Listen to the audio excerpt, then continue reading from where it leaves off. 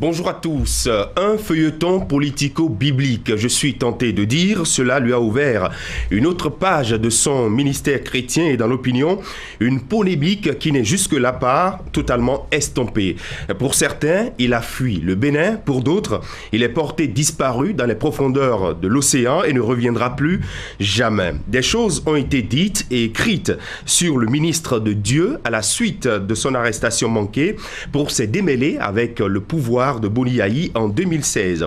Ce début d'année, plutôt difficile pour lui, l'a propulsé au devant de la scène, et ceci entre le religieux et le politique, pour avoir appelé à voter Patrice Talon, en ce moment candidat à la présidentielle. Ce dimanche, votre émission Zone Franche reçoit le pasteur Elvis Dagba. Elvis Dagba, bonjour. Bonjour Christian. Vous êtes le fondateur, pasteur de l'église, ministère d'évangélisation et du perfectionnement des saints. On vous a vu faire une incursion sur le terrain politique au temps fort de la présidentielle de 2016, où vous avez demandé à vos fidèles et au peuple béninois de choisir le candidat Talon. Vous avez après disparu. Pour ceux qui connaissent le siège de votre église à Cotonou, au quartier Akwapa, il n'y est plus. Vous nous direz où vous êtes passé tout ce temps, ce que vous êtes devenu.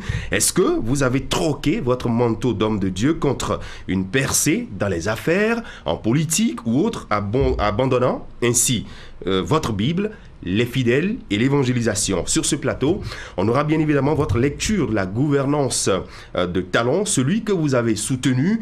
Talon a-t-il toujours votre soutien au regard de l'évolution des choses et de l'actualité? Et quelle interprétation spirituelle faites-vous de son pouvoir d'État? En plateau, pour conduire cet entretien, je suis avec mon binôme des dimanches, Herman Adiamboussou. Bonjour. Bonjour Christian Daridjan, pasteur Elvis Dagba, bonjour. Bonjour. Bienvenue sur Zone Franche, pasteur Dagba. Vous êtes porté disparu de la scène médiatique et de la cité. Pour aller plus loin, il y a une question, on le voit pratiquement, vous n'êtes plus présent sur la scène. Où est-il passé le pasteur et qu'est-il devenu, pasteur Elvis Dagba? Merci. Je voudrais saisir l'opportunité pour saluer tout le peuple béninois et Canal 3 aussi qui me donne cette occasion de pouvoir m'exprimer ce dimanche. Pour répondre à votre question, je dirais simplement que je suis et je demeure un APD. C'est-à-dire un agent permanent de Dieu. Donc, je n'ai pas changé. Je suis toujours au service de Dieu. Avec passion, parce que c'est mon appel. C'est ça. Mais vous avez disparu de la scène comme une fusée. On ne vous a plus revu, on ne vous voit plus sur les médias par exemple, les affiches qui montraient un peu votre présence sur la scène religieuse, on ne les a plus, on ne vous entend plus pratiquement. Vous êtes passé où? Très bien. Vous savez, comme l'aigle, dans son processus de rajeunissement, entre dans le creux du rocher, enlève ses plumes et en porte d'autres pour pouvoir prendre un envol plus puissant que le premier. J'étais juste dans le creux du rocher.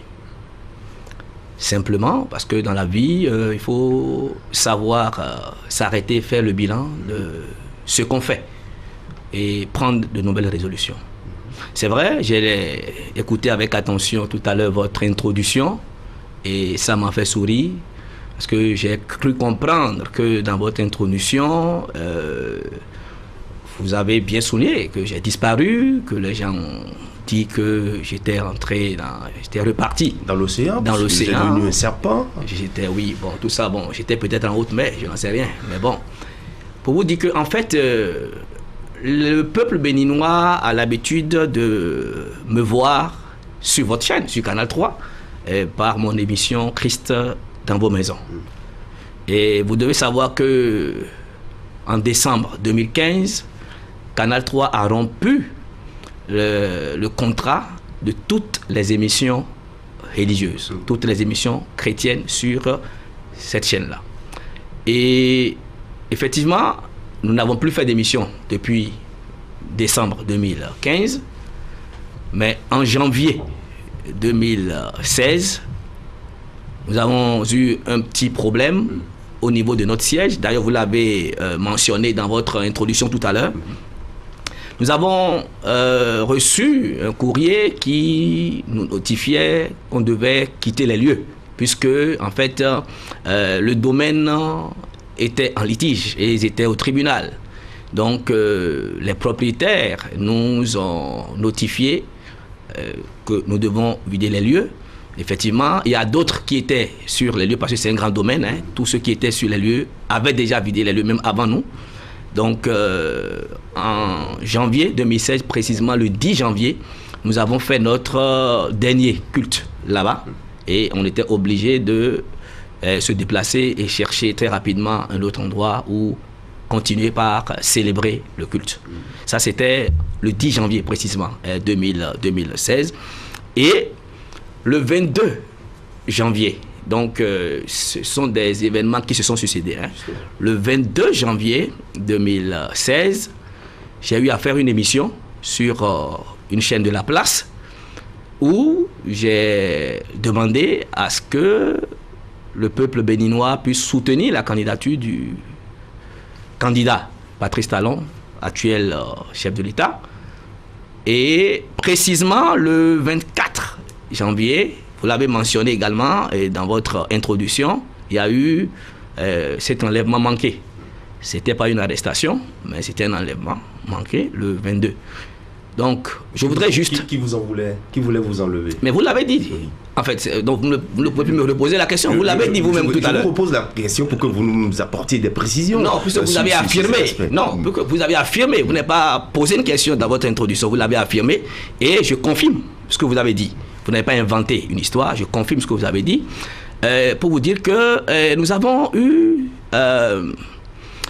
ce problème le 24, comme je l'ai dit, janvier, où des gens étaient venus pour m'enlever, mais Dieu étant Dieu, nous a avertis et on a pris nos dispositions. Je voudrais passer par cette occasion pour remercier tout le peuple béninois, tous ceux qui nous ont soutenus dans le temps. Sinon, aujourd'hui, je ne serais pas ici en train de vous parler. Je remercie également les journalistes qui avaient relayé abondamment cette information. Mais rendre grâce aussi à Dieu parce que je vous ai dit tout à l'heure que c'était le 10 janvier qu'on a quitté le siège que vous connaissez et c'est le 24 que les gens étaient passés à l'ancien siège. Ils vont faire le culte avec nous et rester peut-être à me filer jusqu'à la nuit pour faire ce qu'ils ont à faire. Mais heureusement que nous avons quitté les lieux. On n'était plus là-bas, donc ils étaient partis et ils ne nous ont pas trouvés là-bas. Le temps de chercher, c'était trop tard. Qu'est-ce qu'on vous reprochait? Mais on me reprochait mon soutien vraiment franc au candidat. Patrice Talon, c'était après l'émission en fait, hein, après l'émission que j'avais eu à faire le 22 janvier que tout ça s'est déclenché. Mais aujourd'hui c'est rentré dans l'histoire pour moi. Pasteur Dagba Elvis, vous n'étiez pas quand même le seul homme de Dieu à avoir appelé à voter pour Patrice Talon en ce moment-là. Pourquoi est-ce que c'est à vous qu'on s'en prend spécifiquement si vous n'avez pas eu entre-temps, c'est pas des dessous avec l'ancien pouvoir? Mais laissez-moi vous dire une chose, Herman. Vous avez vu quel homme de Dieu venir à la télé pour parler de aller voter le président Patrice Talon, les candidats le Patrice Talon, dites-moi. Donnez-moi, parce que vous avez affirmé quelque chose maintenant. Il y en a qui l'ont fait, mais qui ne sont pas allés forcément sur les chaînes pour le dire. Je parle de l'émission. Il y en a qui l'ont fait profitant de leur DMS ou d'autres actions pour le dire. Il y en a qui l'ont fait. Je parle de l'émission. Je suis parti sur une émission. Je suis très méthodique dans ce que je dis. J'ai parlé de l'émission. J'ai dit j'ai fait une émission et c'est suite à cette émission que... D'accord? Celui qui parle dans son église, d'accord? Celui qui parle dans son église ne parle pas à des millions de personnes. Vous connaissez la puissance des médias. Donc, ce n'est pas la même chose. Mais est-ce que ça doit être la seule raison pour qu'on vous prenne en chasse? Écoutez, oui. Jusque-là, aucune autre raison ne m'a été notifiée. La preuve est que le ministre actuel de la Justice, Diogbenou, était monté au créneau. On a demandé à ce que... qu'est-ce qui était reproché au pasteur? Rien. La preuve encore, moi-même, je me suis déplacé pour aller voir le procureur de la République en son temps, mais il n'y avait rien d'autre. On a pu reprocher au pasteur, en tant qu'homme de Dieu, de s'immiscer en politique, de pouvoir se taire. Vous aurez dû vous taire, non, en tant que pasteur? Mais écoutez, ça c'est un débat pour moi qui est classé. Vous Vous savez, quand on demande, ou quand on dit, on affirme que l'homme de Dieu, qu'il soit pasteur ou non, d'accord, donc de n'importe quelle religion, de ne pas s'immiscer en politique, je dis, ça c'est une aberration. On ne peut pas continuer à parler de cette façon, et c'est quand il y a problème qu'on court derrière les hommes de Dieu pour dire, venez nous aider, venez nous soutenir. Non, il faut parler quand il faut parler, et nous aussi, nous sommes des citoyens. Nous allons voter, nous prenons nos cartes d'électeurs, nous allons voter, donc nous avons le droit de parler de la politique de notre pays. Est-ce que c'est connaissant un peu votre force de frappe que votre ancien partenaire a demandé qu'on vous prenne en chasse après avoir déclaré votre soutien ouvertement à Patrice Talon? Attendez, qui est mon ancien partenaire? Vous étiez partenaire, vous étiez l'un des pasteurs adulés par le pouvoir. Vous pesez vos mots, vous parlez de partenaire, vous pesez vos mots. Vous parlez de partenaire. Non, il faut dire l'ancien chef d'État, on n'est pas partenaire. Encore que, écoutez, moi je ne peux pas parler de connaissant ma force de frappe. Moi, j'ai posé un acte et il y a eu des conséquences. Donc, je ne fais que constater les conséquences. Et je ne peux pas venir ici dire, c'est parce que j'ai une force de frappe. Non, moi j'ai fait ce que Dieu m'a demandé de faire en son temps. On a eu le résultat aujourd'hui et j'en suis fier. Ça s'arrête là. Alors, un peu comme vous, le Dieu de Banamé, je veux parler de Parfaite, a invité aussi ses fidèles à soutenir le candidat Patrice Talon. C'est quoi? Vous avez eu la même inspiration dans la même nuit? Écoutez, chacun sait comment Dieu lui parle. Et je ne peux pas répondre à la place de X ou de Y. Je ne peux que parler de moi-même. Donc je dis, moi, Dieu m'a inspiré à faire ce que j'ai fait, je l'ai fait, et si c'est à refaire, je le referai. Alors, quelle a été un peu la suite de cette tentative d'arrestation, d'enlèvement, pour être précis avec vos mots? Vous avez fui, vous êtes allé vous cacher où? Vous êtes allé vous cacher dans la mer, dans l'océan Atlantique ou dans d'autres océans, pasteur? Bon, écoutez, ça me fait rire quand vous me parlez de si je suis allé me cacher dans la mer, encore que la mer a fait beaucoup de ravages dans le temps. Vous le savez très bien, Herman. Écoutez, j'étais dans le pays, j'ai pas bougé. J'ai pas bougé. La sagesse m'a vraiment conduit à ce que je puisse me ressourcer. Et j'ai pris ce temps pour me ressourcer. J'étais dans le pays, j'ai pas bougé, j'ai même pas traversé la frontière pour aller ni à Lomé, ni au Nigeria, ni quelque part d'autre. J'étais bien au Bénin, à Cotonou plus précisément. Okay? Et je suivais tout. Et j'intervenais même en direct sur des émissions en étant là où j'étais. Je suivais tout, j'ai passé plus d'une semaine, voire 10 jours. Et c'est après ça que je me suis lancé dans la campagne. Et j'ai promis que quand j'allais sortir, je vais battre campagne pour Patrice Talon. Et je l'ai fait. J'ai parcouru le Bénin, j'ai battu campagne. Les images sont là. Le ministère donc se poursuit à l'heure actuelle. Oui, à l'heure actuelle. Le ministère ne s'est jamais arrêté. Le ministère se poursuit normalement. Et nous sommes, comme je l'ai dit, je suis un APD, un agent permanent de Dieu. J'ai écouté tout à l'heure Christian qui a parlé de où se trouve ma Bible. Ma Bible, elle est avec moi. Ma Bible est dans mon cœur. Je suis indissociable avec ma Bible. Et il est écrit que ce livre de la loi ne s'éloigne point de ta bouche, mais médite-le jour et nuit. Donc, je ne peux pas, et je ne peux en aucun cas renoncer à mon appel. Dieu m'a appelé, il ne m'a pas bipé, il m'a appelé et je suis à son service et je le servirai jusqu'à ce qu'il me rappelle un jour. Mais est-ce qu'un homme de Dieu qui appelle à voter pour un candidat peut toujours se targuer d'être impartial, pasteur Louis Dagba? Mais qui vous a dit que l'homme de Dieu doit être partial? Pourquoi? Pourquoi? Ça, c'est de l'hypocrisie. Pourquoi? Moi, je suis un leader et le leader ne dit pas allez-y, il dit suivez-moi. Donc, pour dire suivez-moi, il faut savoir là où tu vas pour conduire les autres. Je ne suis pas hypocrite. J'aime mon candidat, j'ai une conviction que c'est le meilleur. Et parmi des milliers, je n'en sais rien, mais c'est le meilleur, j'ai la conviction et je demande aux gens de me suivre.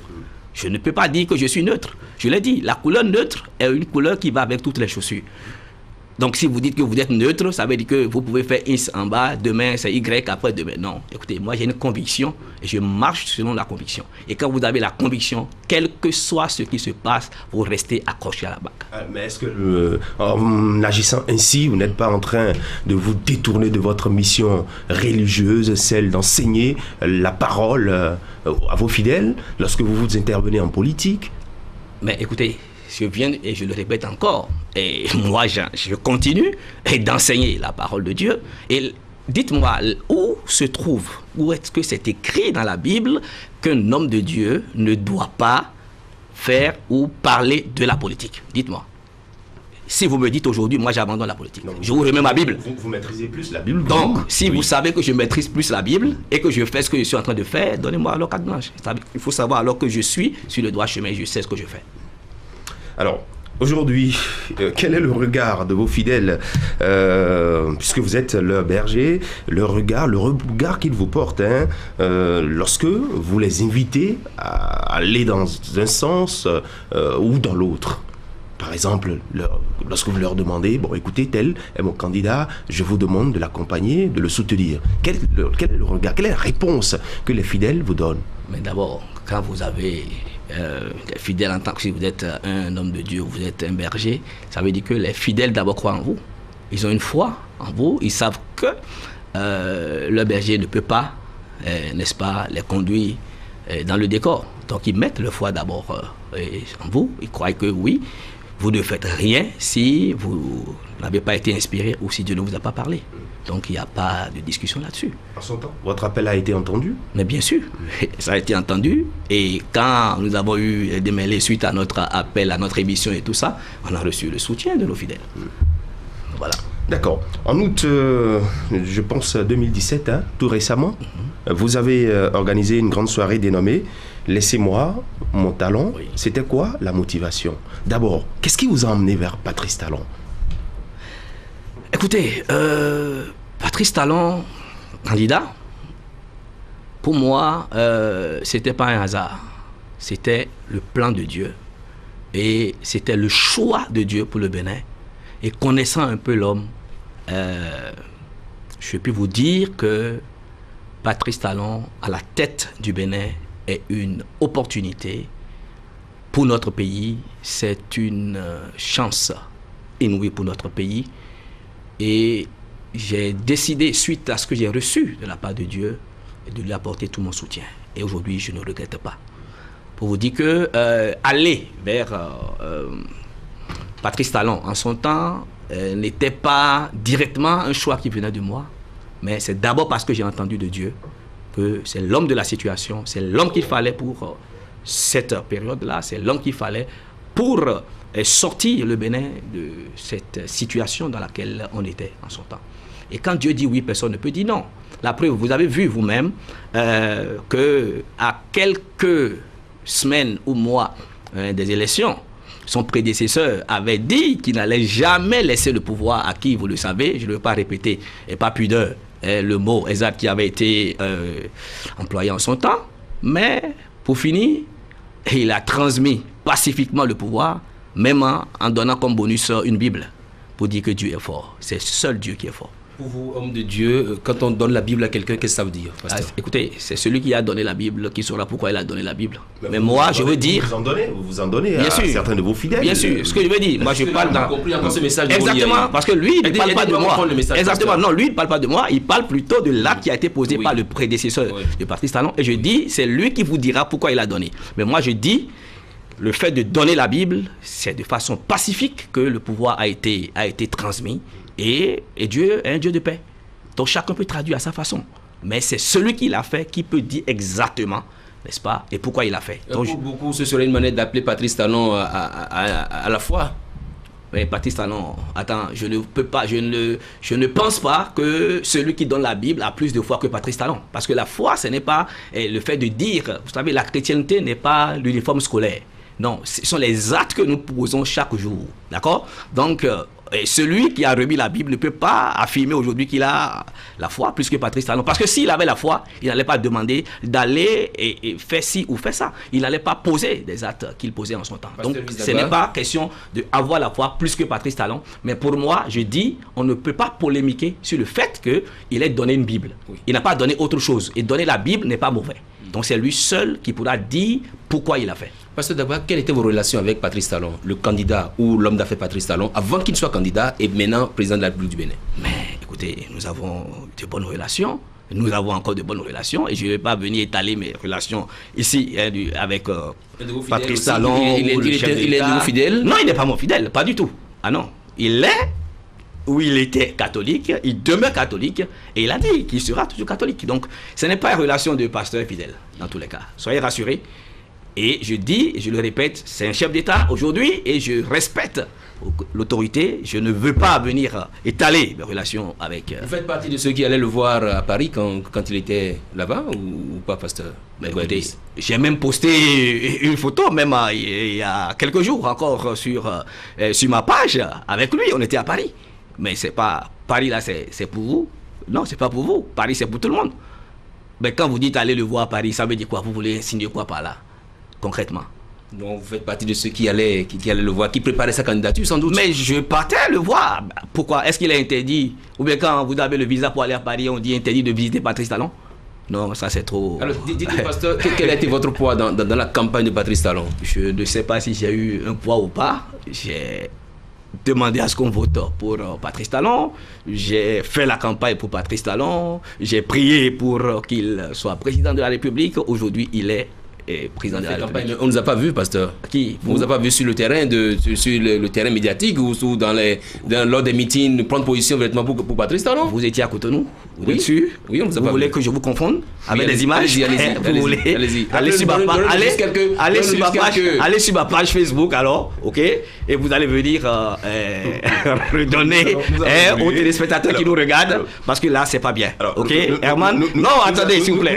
Dites à Herman d'aller sur ma page Facebook. Il y a une question que je vous avais posée. Oui, j'ai dit tout récemment, en août 2017, eh bien, vous avez organisé une grande soirée d'évangélisation, de prière dénommée « Laissez-moi mon talon ». C'était quoi la motivation talon? Avec quoi pour que vous invitez, disons, la population, le peuple, à le laisser? Ou ses persécuteurs à le laisser? Ça encore pour moi c'est du passé. Mais comme vous tenez à savoir la quintessence, je suis venu sur ce plateau ici même et je l'ai développé. Et ça n'a rien à voir avec le président de la République. C'est vrai, le mot talon est dans la Bible. C'est pas moi qui l'ai inventé et ce n'est pas le nom de famille. Ok, c'est l'histoire de deux personnes ou des jumeaux et l'un sortant et l'autre a tenu son talon pour l'empêcher de sortir. Il dit, donc laissez-moi mon talon, et ça n'a rien à voir avec le président de la République.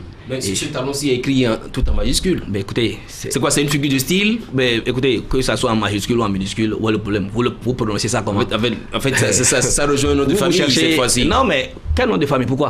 Pourquoi? Si je fais mon affiche et que je veux utiliser la police qui me plaît ou le caractère qui me plaît, mais c'est pas à vous de me dire il faut mettre minuscule ou majuscule. C'est moi qui sais ce que je veux développer. Hein. D'accord, allez-y. Voilà. Donc quelle était donc la motivation de ce... Mais je l'ai dit, ça n'a rien de politique, c'est purement spirituel. Et je parlais du pouvoir de l'imitation. En fait, quand on te tient, ou quand tu as un problème aujourd'hui au talon, tu ne peux pas marcher correctement. Tu vas commencer par tanguer, exactement, c'est de ça on a parlé. Et ceux qui étaient présents à ce programme-là, parce que j'ai eu beaucoup de lynchage. Et moi, je riais, ça me fait plaisir. Oh, franchement, je savais là où je venais et je m'attendais à ces genres de réactions, et ce qui est normal. Je n'en veux à personne. Et la preuve, le lendemain, après ce programme-là, j'ai écrit un message. Je vous renvoie encore sur ma page Facebook, vous allez voir. J'ai écrit un message pour dire, franchement, que je n'ai rien contre ces personnes qui, en son temps, avaient cru que c'était un appel par rapport au président de la République. Franchement, c'était un programme qui a eu du succès et je remercie le Seigneur pour cela. Quand vous renvoyez à votre pasteur, vous savez que vous êtes un pasteur assez activiste sur les réseaux sociaux. Je suis sur les réseaux sociaux, bien sûr.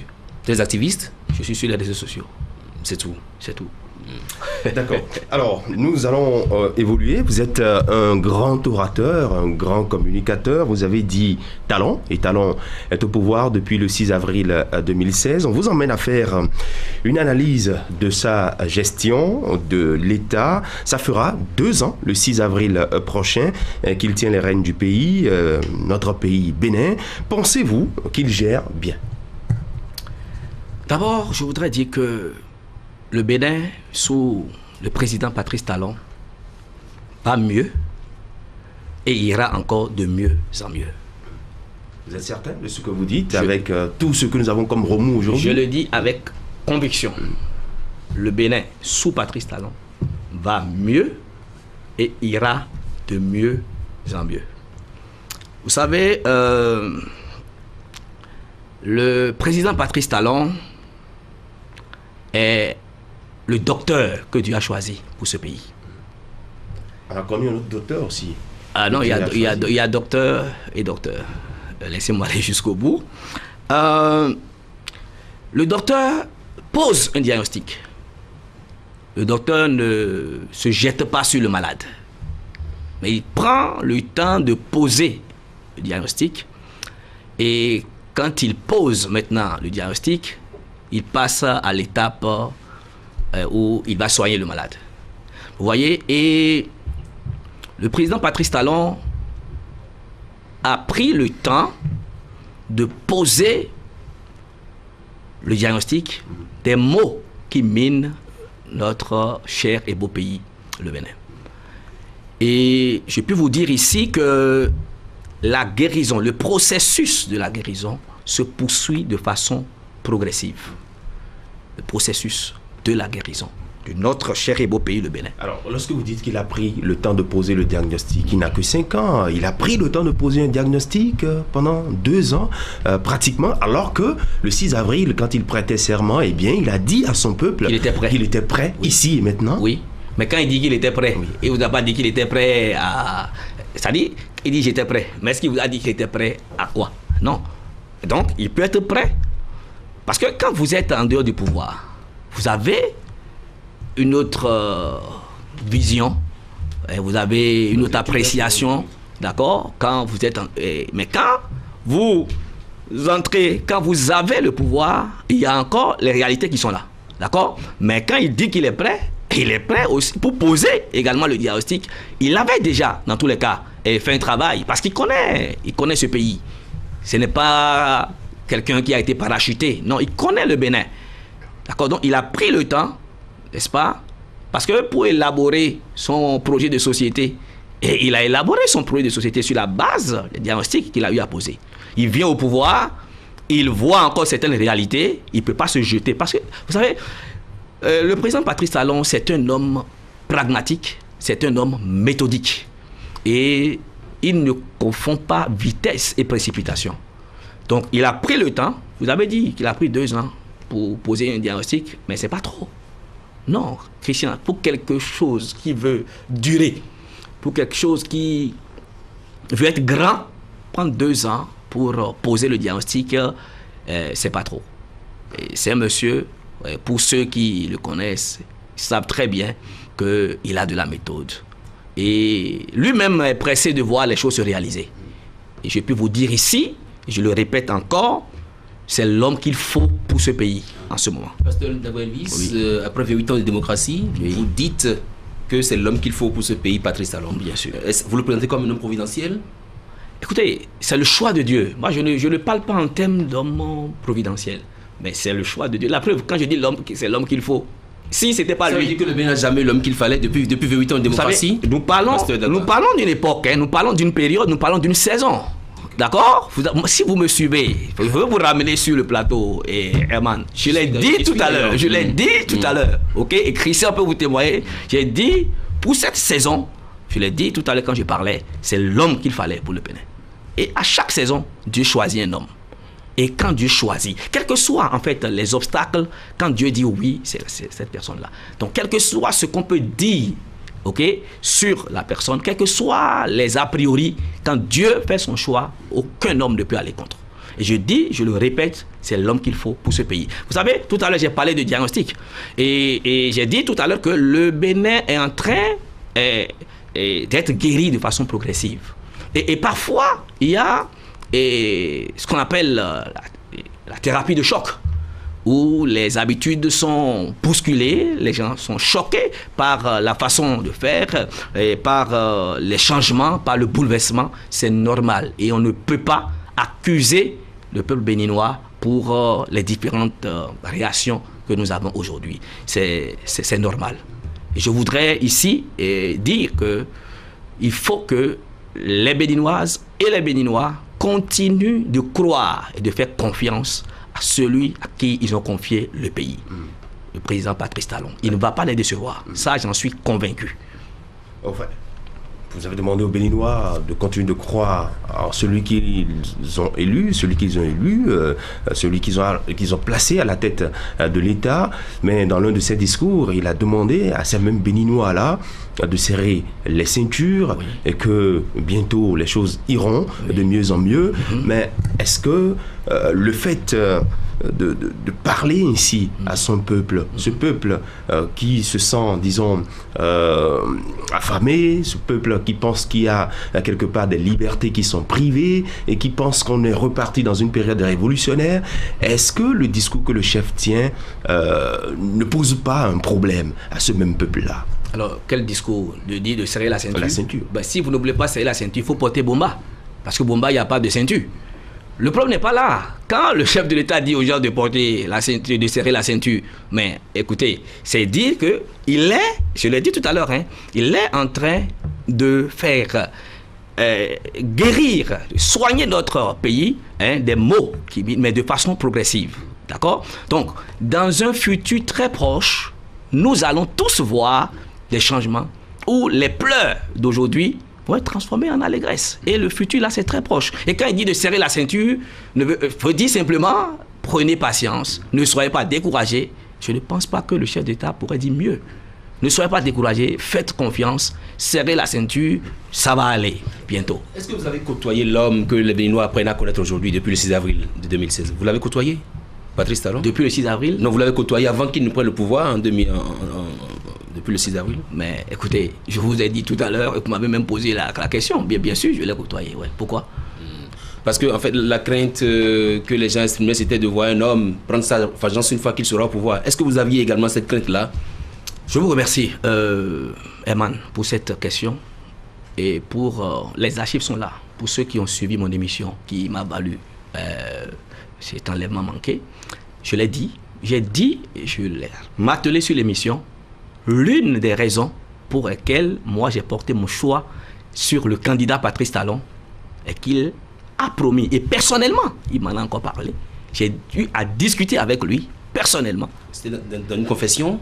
C'est pas une confession, je ne suis pas un saint pour qu'il se confesse. Non, je dis dans une discussion, lors d'une discussion, donc je ne parle pas de confession, d'accord? Je dis, il m'a confirmé qu'il ne viendra pas pour se venger. Et quelqu'un comme ça mérite d'être soutenu. Parce que, et je reviens sur ce que vous avez dit tout à l'heure, parlant de chrétienté, ça c'est un point qui démontre que c'est quelqu'un qui a la foi, qui a la crainte de Dieu. Dieu a déjà vengé pour Patrice Talon.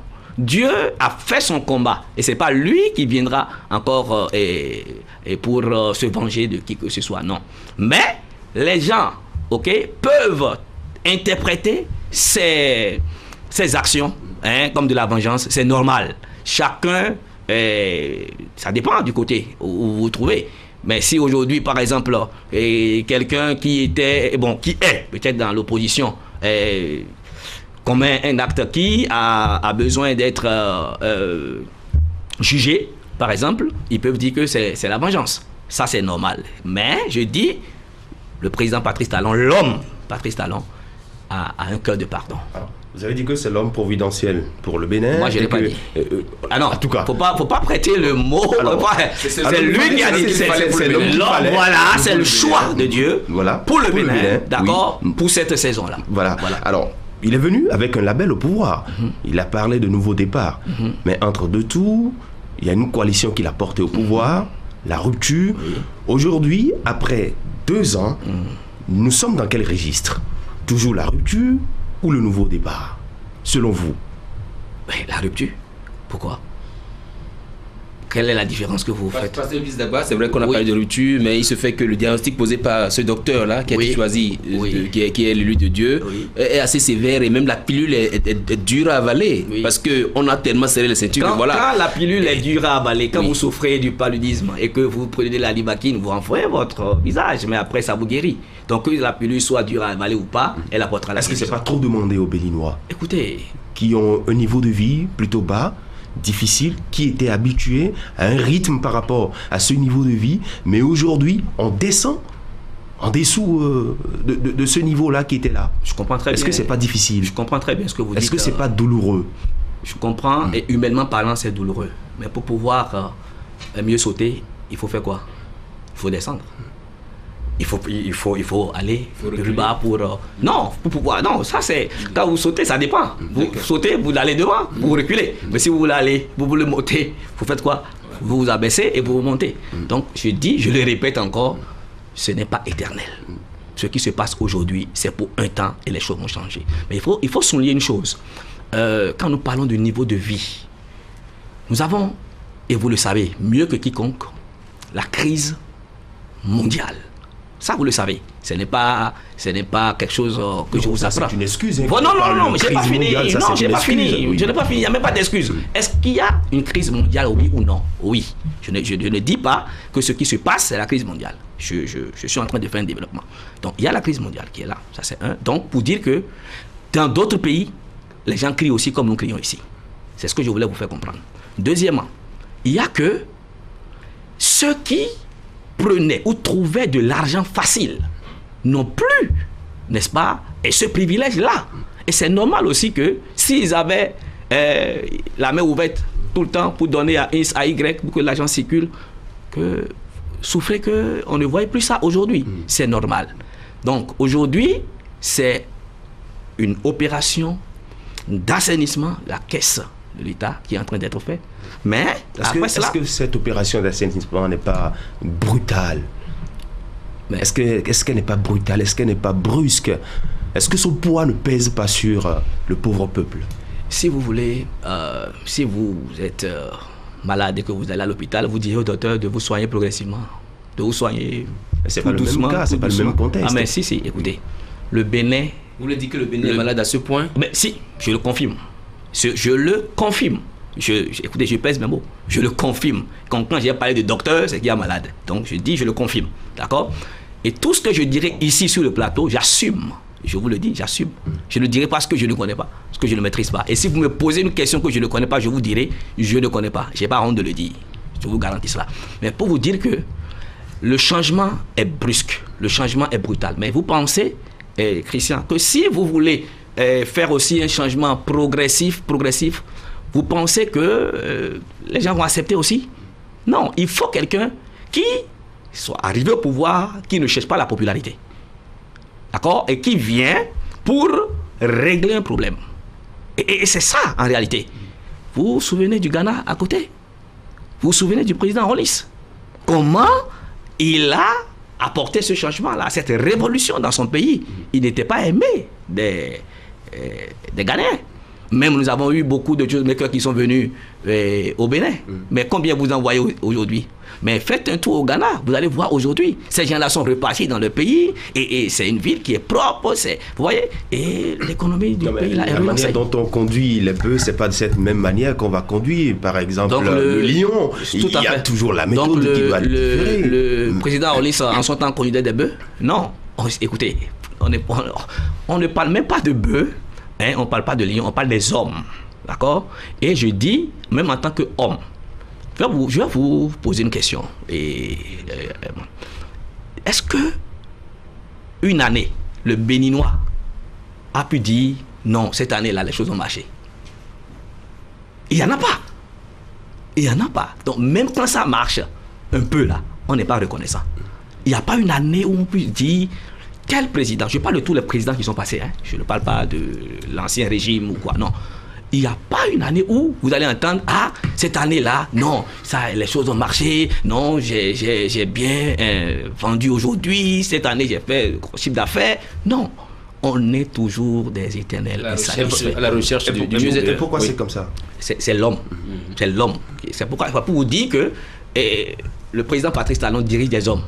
D'accord? Dirige des hommes et c'est normal ce qui se passe. Mais je peux vous dire que lui-même, moi j'en ai parlé avec lui il n'y a pas longtemps, lui-même est peiné par la souffrance de la population. Il en est conscient.